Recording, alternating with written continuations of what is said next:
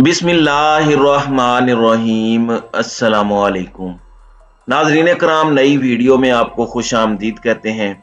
पाकिस्तान तहरीक इंसाफ में इमरान खान की बातें कौन मुख्तदर हलकों तक पहुंचाता रहा और पहुंचाता है, इस हवाले से एक क्लिप है, बल्कि एक नहीं दो क्लिप्स मैं आपके सामने रखूंगा और ये दोनों क्लिप्स सुनकर आप अंदाजा लगाइएगा कि किस तरह इमरान खान के प्लान्स अहम खुफिया राज ताकतवर हलकों तक पहुंचाए जाते हैं। वैसे इससे पहले ताकतवर हलके और जो पुरानी जनरल बाजवा की एस्टेब्लिशमेंट का दौर था, उसमें 8 महीनों में बहुत से ये इल्जामात भी लगे कि उनकी प्लानिंग्स भी इमरान खान तक पहुंच जाती थी। इस बात का एतराफ इमरान खान ने खुद भी किया, लेकिन अब कुछ चीजें हैं जो आपके सामने रखूंगा तो पता चलेगा कि अभी तक ऐसे मामलात चल रहे हैं और क्या पाकिस्तान तहरीक इंसाफ में इमरान खान के क्लोज सर्कल्स में एस्टेब्लिशमेंट का कोई मुखबिर है या मुख्तदर हलकों का या फिर हुकूमत का।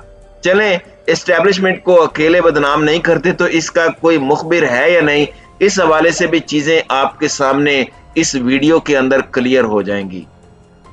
नाज़रीन कराम, इस वक्त जो सूरत हाल है और इस सारे के सारे मामले में एक जानिब तो इमरान खान अपने तमाम तर कार्ड्स अपने सीने से लगाए हुए हैं। इमरान खान अपनी पॉलिटिकल स्ट्रेटजी बड़े एहसन अंदाज में लेकर चल रहे हैं, बड़े बेहतरीन तरीके से अपनी सियासत को लेकर आगे बढ़ रहे हैं। इससे पहले भी जब इमरान खान के डिसीजंस थे रावलपिंडी में, उन्होंने क्या ऐलान करना है, असम्बलीज का डिसॉल्व होना और ये तमाम तर चीजें, बहुत से ऐसे प्लान्स भी थे जो इमरान खान ने अपने करीब तरीन जो पाकिस्तान तहरीक इंसाफ के सीनियर रहनुमा हैं उनके साथ भी शेयर नहीं किए थे। इसकी भी कुछ वजूहात थी, गालिबन इसी जानिब इशारा जो अभी बातें हो रही हैं। और इमरान खान की बातें जब वो प्राइम मिनिस्टर थे उस वक्त भी उनकी कॉल्स को टेप किया गया। प्राइम मिनिस्टर हाउस में या ऑफिस में जो डिवाइसेस लगाई गई, जो हैकिंग हुई और जिस तरह के मामलात हुए, प्राइम मिनिस्टर ऑफिस तक सेफ नहीं था, तो ये सारी चीजें होती रही। इमरान खान के अपने घर से उनके मुलाजिम को इस्तेमाल करके उनके बेडरूम के अंदर रिकॉर्डिंग डिवाइसेस लगाने की कोशिश भी हम सब ने देखी। फिर उसके बाद सेनेटर आजम सवाती के बाद आप अंदाजा लगा सकते हैं कि बेडरूम्स की रिकॉर्डिंग्स का इस्तेमाल किस तरह का किया जाता था। इमरान खान की एहलिया की मुबैना ऑडियो लीक्स भी सामने आती रही हैं। तो ये सब कुछ होता रहा, लेकिन जो सबसे ज्यादा इंपॉर्टेंट है वो ये है कि इमरान खान की जो प्लानिंग है, इमरान खान का जो अगला मूव है वो क्या होगा, क्योंकि इस वक्त इमरान खान ने सबको तिगनी का नाच नचाया हुआ है। सब इस वक्त सर पकड़ के बैठे हैं कि इमरान खान क्या करेगा। और आप एक और चीज समझ लें, जो भी जितना बड़ा सियासत में अपने आप को खिलाड़ी कह ले, जो जितनी मर्जी बढ़ के मार ले, जो जितना बड़ा दावा कर ले, सब ये कर लें, लेकिन एक चीज आपको माननी होगी कि इस वक्त आप सब डिफेंसिव मोड पर हैं। हर बंदा स्टेक होल्डर पर है, इस पूरे का पूरा निजाम स्टेक होल्डर पर है। उसको इंतजार होता है कि खान अगला क्या ऐलान करेगा। वो एक्ट नहीं करते बल्कि वो रिएक्ट करते हैं और ये शो कर रहा है इस बात को कि इमरान खान इस वक्त विनिंग पोजीशन में है। इमरान खान आसाब की जंग और नर्व्स की गेम जीत रहा है। अब इमरान खान को हराया कैसा जाए। हराने का तरीका यह है कि एक तो नाअहली की तलवार है, लेकिन इससे भी ज्यादा सियासी मैदान में हरवाना मकसद है। आप नाअहल कर लेंगे, गिरफ्तार कर लेंगे। पिछले 8 महीने में आपने बहुत कुछ करने की कोशिश की, हर चीज जो इमरान खान के खिलाफ आपने करने की कोशिश की वो खान के हक में गई, यानी फायदा कुछ नहीं हुआ, खाया पिया कुछ नहीं, गिलास तोड़ा 12 आने।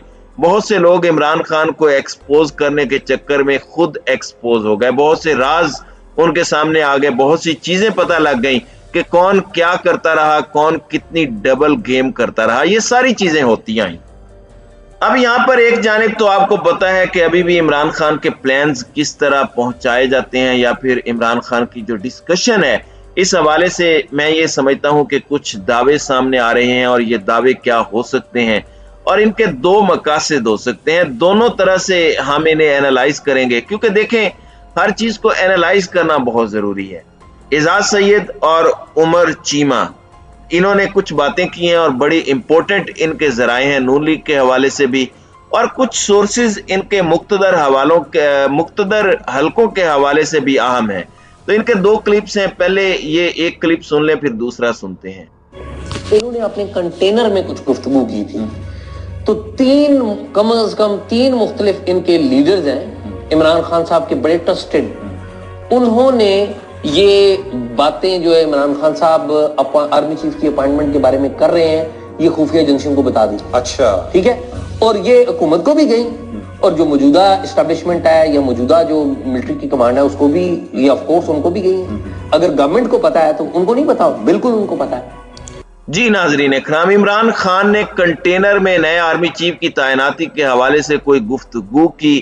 ظاہری بات ہے اس وقت عمران خان کا لانگ مارچ چل رہا تھا, حقیقی آزادی مارچ, یہ اس کی طرف اشارہ ہے. پھر یہ کہہ رہے ہیں کہ اس میں سے 3 ایسے لوگ تھے جنہوں نے الگ الگ یہ بات پہنچائی کہ عمران خان کیا کہہ رہے ہیں, اور یہ بات حکومت تک بھی پہنچی. اچھا میں آپ کو 2 چیزیں بتا دوں. عمران خان ایک میٹنگ میں یہ بات کر چکے ہیں, اور خان صاحب کو اس حوالے سے کچھ شکوک و شبہات بھی تھے کہ ان کے کچھ بندے غالباً پیغام رسانی کا کام کر رہے ہیں اور رابطے میں ہیں. عمران خان نے ایک مرتبہ کہا تھا کہ مجھے بائی پاس کر کے جو ان سے مل رہا ہے مجھے پتا ہے. تو یہ جو میسیجز انہوں نے جسے دیا تھا وہ انہیں پہنچ چکا ہے, اور جو بھی وہ لوگ ہیں عمران خان کو انہیں نکال باہر کرنا چاہیے, ڈسٹنس ان سے کرنا چاہیے. ایک اور مقصد بھی ہو سکتا ہے اس چیز کا. یہ جو سٹوری ہے اس میں آپ کو پتا ہے کہ جنرل عاصم منیر کو ایز آرمی چیف لے کر پہلے ہی عمران خان کے خلاف کمپین چلائی گئی اور اب بھی چلائی جا رہی ہے. تو مقصد صرف اور صرف بدگمانی پیدا کرنا ہی ہو سکتا ہے نئے آرمی چیف یعنی اسٹیبلشمنٹ اور عمران خان کے درمیان.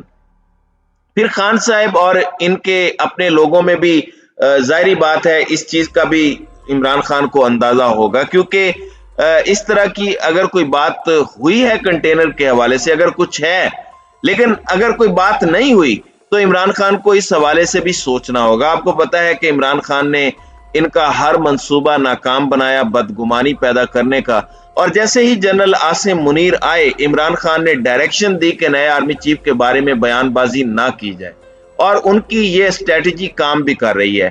اور اسی لیے ابھی تک یہ ثابت کرنے کی کوشش کی جا رہی ہے کہ عمران خان ورسز عاصم منیر تھا. تو اس کا مقصد یہ بھی ہو سکتا ہے کہ عمران خان کو جنرل عاصم منیر کے مقابل ثابت کرنے کا جو ایک پورا نیریٹو ہے اسے دوبارہ ری بلڈ کیا جائے. ایک اور کلپ بھی ہے وہ بھی ذرا سن لیں پھر آپ سے اجازت لیں گے.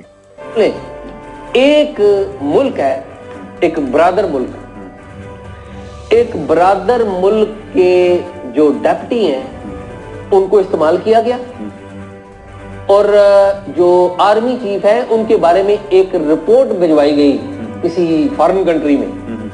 پھر اس برادر ملک کے جو سربراہ ہیں ان کو انہوں نے جب کوئی ریزنٹمنٹ کوئی شو کی, کوئی غلط رپورٹ کی, کوئی نیگیٹو رپورٹ بیان کی گئی تھی آرمی چیف کے حوالے سے, ٹھیک ہے. پھر اس سفیر کو, اس ملک کے سفیر کو رات کے وقت اٹھایا گیا.